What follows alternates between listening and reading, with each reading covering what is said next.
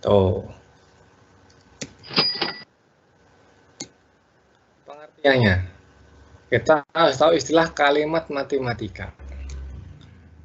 Kalimat matematika itu apa maksudnya? Kan pernah dipelajari ya, kalimat matematika itu kalimat yang mengandung unsur matematikanya ya, bisa berupa variabel dan sebagainya itu. Nah, ini terbagi menjadi dua, yaitu kalimat tertutup dan kalimat terbuka. Kalimat tertutup adalah kalimat berita atau deklaratif yang dapat ditentukan nilai kebenarannya, yaitu nilai benar atau salah saja ya. Jadi bukan dua-duanya dalam kalimat tersebut. Itu tuh bukan bisa benar bisa salah, tapi harus jelas nilai benar atau salah. Itu kalimat ini benar atau salah. Itu namanya kalimat tertutup. Nama lainnya itu pernyataan. Nih. Contohnya misalkan, Presiden Indonesia ketiga adalah Profesor Dr. Ing H.B.J. Habibie. Ini benar atau salah?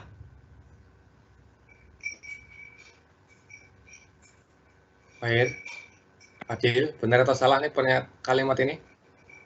Presiden Indonesia ketiga adalah Prof. Dr. Ing H.B.J. Habibie. Benar. Nah, makanya kalau dia jelas benernya maka disebut kalimat tertutup atau pernyataan. Tuh. Nah, misalkan nih, 2 ditambah 4 kali 6 sama dengan 36. Ini benar apa salah?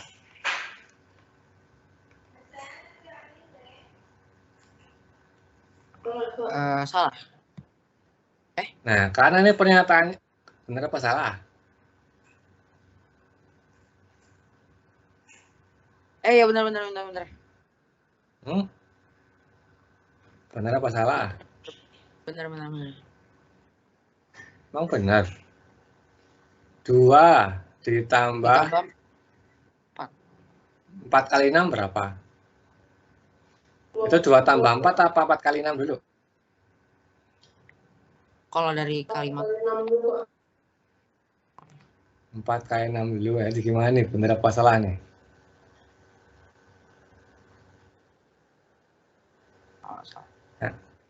Nah, enggak, maksudnya ini bisa benar bisa salah ya. Kenapa? Iya. Ini bisa benar bisa salah. Jadi gini.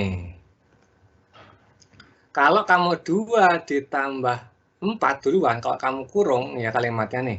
2 ditambah 4, kemudian baru kali 6 kan benar 36 kan? Ya kan? Tapi kalau yang 2 ditambah koma 4 kalinya 6, itu kan salah ya. 4 kali 6 kan 24. 24 tambah 2, 26 ya. Salah tuh. Berarti kan kalimat ini tuh bermakna rancu. Karena letak kompanya nggak ada, tergantung intonasi pembacaannya ya. Nah, harusnya kalau mau jadi benar, itu atau benar atau salah, harus letak komanya di mana. Nah, kalau gini aja, ini kan berarti bisa benar, bisa salah. Maka dia bukan pernyataan, atau bukan kalimat tertutup ya. Karena dia bisa bernilai benar atau salah. Tapi kalau misalkan di ini 2 ditambah koma 4 kali 6, itu berarti dia salah. Kalau koma di sini ya. Kalau dikasih koma di sini, maka dia termasuk pernyataan atau kalimat tertutup. Itu. Jadi letak koma itu sangat mempengaruhi suatu kalimat.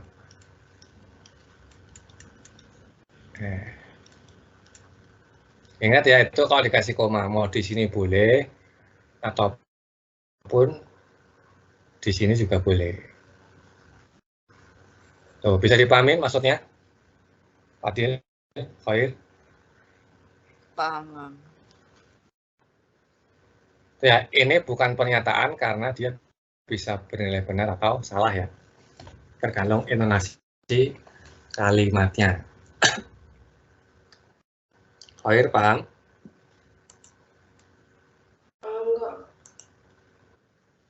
Kita lanjut lagi. Nomor 3. Minuman keras termasuk minuman yang diharamkan dalam Islam. Betul. Salah, Kak. Betul. Betul, berarti dia termasuk, karena jelas betulnya ya, berarti termasuk kalimat tertutup. Lupa baca yang diharamkan. Ya, betul ya nih ya. Bisa dipahamin ya. Saista bisa ngikutin, Saista? Ya, Pak. Oke. Paham? Ada yang mau tanyakan dulu sebelum kita lanjut? Enggak. Kenapa, Fadil? Enggak ada. Kita lanjut. Nah, 7 adalah bilangan prima yang kurang dari 5. Ini benar apa salah? Salah. Salah, Kak. Salah. Kalau salah berarti termasuk kalimat ini harusnya centang ya. Ini ya.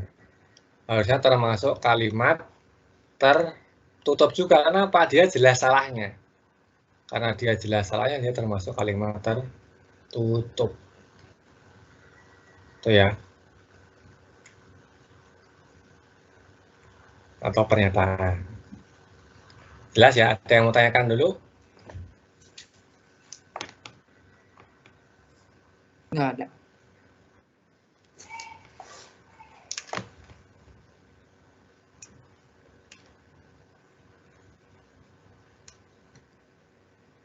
Oke, nomor yang pernyataan kelima, 15 tambah 32 sama 40. Benar apa salah? Salah. Pada 50, Kak. Ya, walaupun dia salah, dia termasuk kalimat tertutup juga ya nih ya.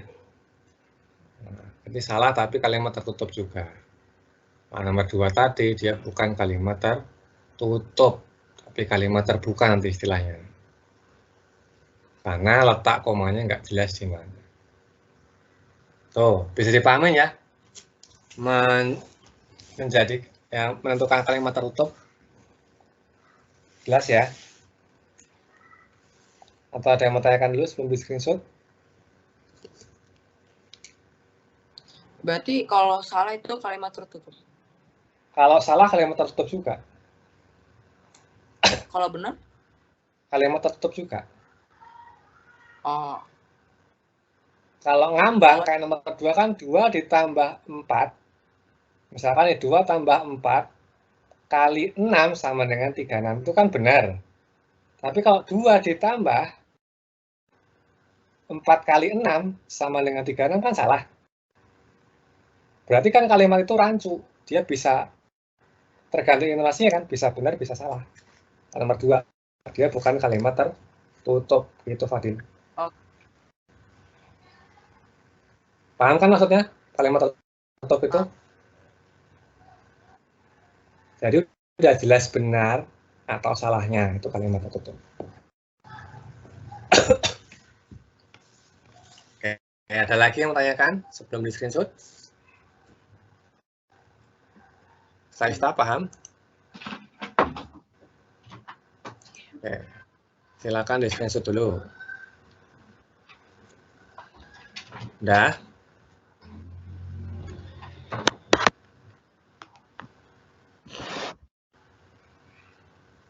Udah screenshotnya? Udah. Oke, kita lanjut.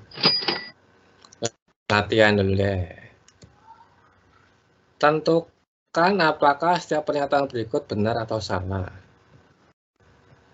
Nah, biar tahu nih. Oke, kita lanjut.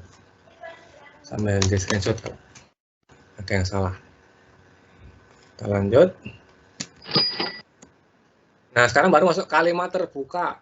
Kalimat terbuka adalah kalimat yang belum dapat ditentukan nilai benar atau salahnya. Nah, jadi belum dapat ditentukan nilai kebenarannya. Kalimat tersebut bisa bernilai benar saja atau salah saja. Atau karena memiliki unsur yang belum diketahui. Jadi bisa benar atau salah nih. Sama kayak yang tadi ya, yang contoh yang tadi kan ada kalimat terbukanya tadi. Biasanya kalau di matematika itu ada variabelnya. Nah, kita tahu ya, kita pernah belajar variabel di aljabar ya, adalah simbol atau lambang yang mewakili sembarang anggota suatu himpunan semesta.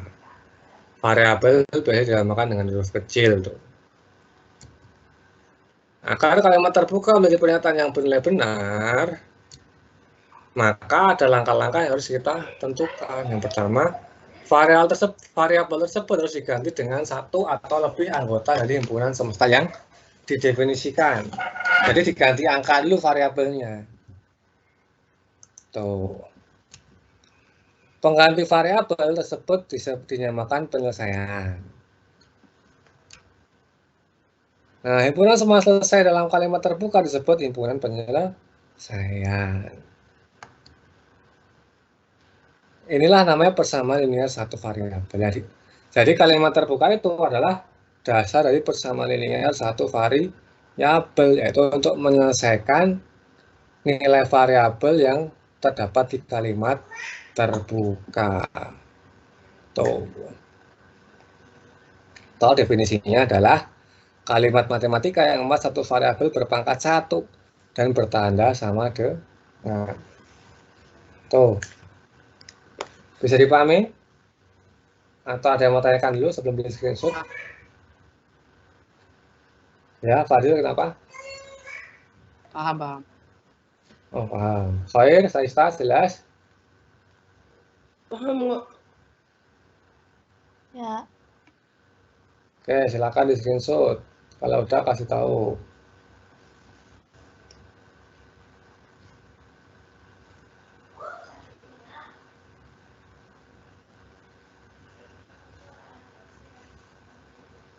Ya. Jelas. Lanjut. Nah, ini contoh kalimat terbuka ya. Kota Y adalah ibu kota provinsi Jawa Barat. Nah, ini kan nggak tahu nih kota Y itu kota apa. Bisa aja Bogor, bisa aja Bandung, ya kan? Bisa aja Bekasi.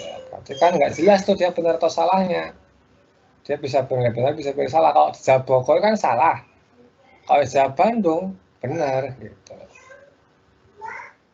Yang kedua, tumbuhan P termasuk tanaman parasit. Nah, P-nya itu tumbuhan apa? Kan nggak jelas kan? Kalau benalu, dia kan benar. Nah, kalau anggrek kan bukan parasit. Tapi, apa itu namanya? Komensalisme ya. Itu anggrek. Jadi dia bisa, P-nya itu kalau dimasukin suatu angka, suatu jawaban, dia bisa bernilai benar atau salah. Terus berikutnya 18 ditambah X sama dengan 32. Nah, X-nya ini angka berapa? Kan nggak jelas. Jadi kan bisa benar, bisa salah dong. Nah, maka dia kalimat terbuka. Biasanya dituliskan jadi gini nih. 18 plus X sama dengan 32. Gitu ya. Itu kalau dibikin kalimat yang ada variabelnya. Berikutnya kalau 2X min 7 sama 15 itu juga sama ya. Itu kan nilai X-nya kalau dimasukin 1 salah. Dimasukin 0 salah. Dimasukin 8 salah. Dimasukin 11 benar. Maka dia termasuk kalimat terbuka. 4X tambah 5 sama dengan 31 juga sama ya. Karena ada X-nya berarti dia kalimat terbuka. Jadi ciri-cirinya pokoknya ada variabelnya. Mau itu satu variabel, dua variabel, yang penting ada variabelnya. Tuh, kayak 3X min 7 sama 21 juga kalimat terbuka. 2X kuadrat min 3X min 3 juga kalimat terbuka. Oke, yang masuk PLSV yang mana? Nah, itu kan ya. PLSV itu berarti ya cuma ada satu variabel aja. Contohnya nomor 3. nomor 4, nomor 5. Nah, nomor 6 sama 7 itu bukan persamaan linear satu variabel.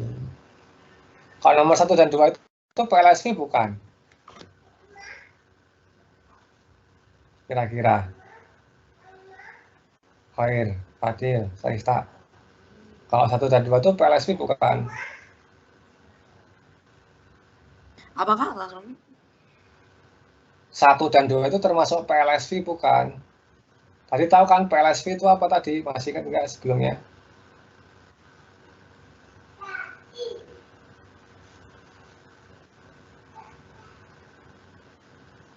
PLSV tadi apa?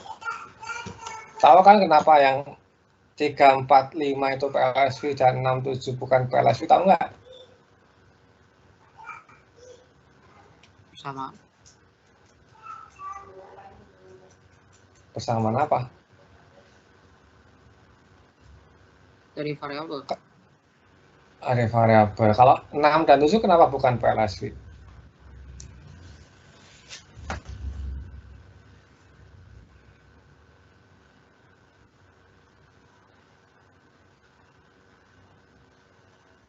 Kenapa?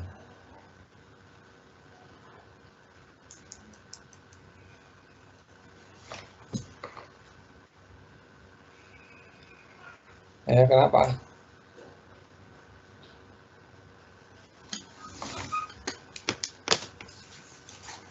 Nah, kita balik lagi ya. PLSV tadi kan dikatakan persamaan linear satu variabel. Nah, yang mengandung satu variabel, makanya nomor 3 ini kan variabelnya cuma X nih. Nomor 4 variabelnya cuma X nih. Nomor 5 variabelnya cuma X nih. Nah, maka dia termasuk PLSV. Sedangkan nomor 6, dia variabelnya X dan Y, maka bukan PLSV. Nomor 7, variabelnya kan X nih, kenapa dia bukan PLSV? Kenapa? Karena kan di sini PL itu persamaan linear. Berarti kalau ada pangkat 2 dia bukan linear. Tuh ya. Tuh, berarti kalau nomor 1 sama 2 itu PLSV atau bukan?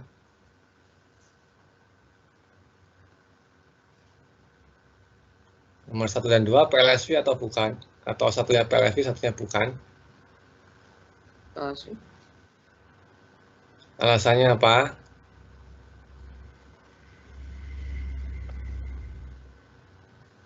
PLSV. Ya, alasannya apa? Kenapa disebut kamu jawabnya PLSV? Kenapa?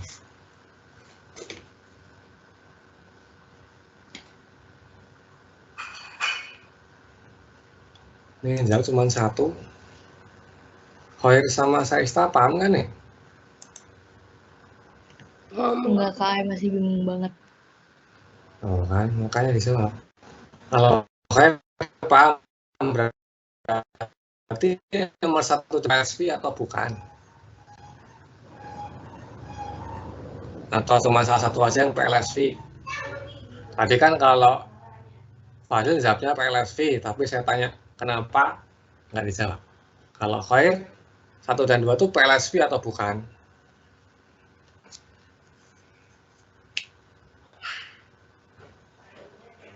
Halo Khair.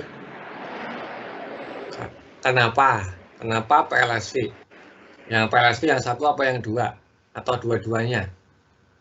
Dua-duanya, Kak. Karena variabelnya cuma 1. Iya, karena variabelnya cuma 1. Di nomor 1 variabelnya hanya Y, di nomor 2 variabelnya hanya P. Dan nggak mungkin kan kota kuadrat kan nggak mungkin, pasti linier. Tumbuhan kuadrat kan nggak mungkin, pasti linier.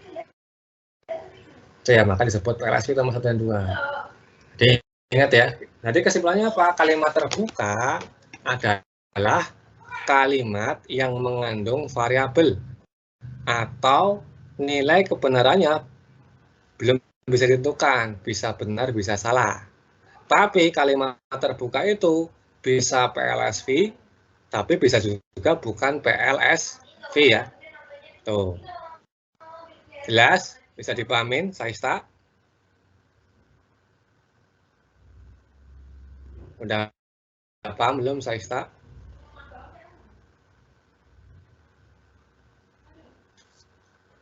Fadil, Khair, udah paham?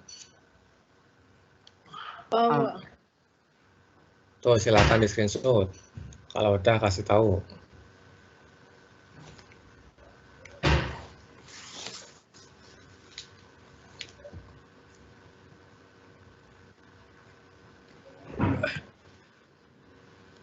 Lanjut. Nah.